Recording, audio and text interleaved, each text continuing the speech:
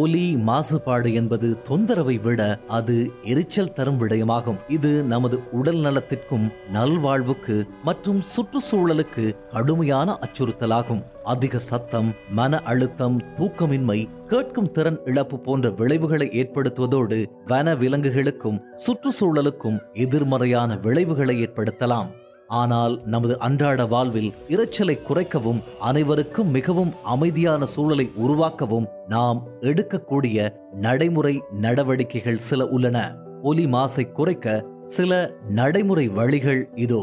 உங்கள் வீட்டில் மற்றும் சுற்றுப்புறத்தில் ஏற்படும் சத்தத்தின் அளவை கவனத்தில் கொள்ளுங்கள். மியூசிக் அண்ட் டிவி வால்யூமை சாதாரண அளவில் வைத்துக் கொள்ளுங்கள். குறிப்பாக இரவு நேரங்களில் அவ்வாறு வைத்திருப்பது மிகவும் நல்லது.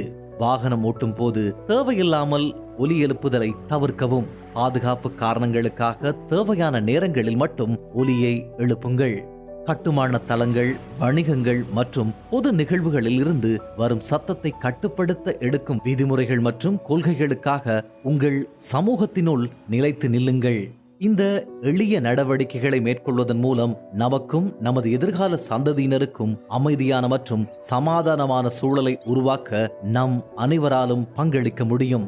ஒலி மாசுபாட்டை குறைத்து மிகவும் அமைதியான உலகத்தை உருவாக்க எல்லோரும் ஒன்றிணைந்து செயல்படுவோம். ஒலியை குறைத்து அமைதியை தழுவுவதற்கான நேரம் இது.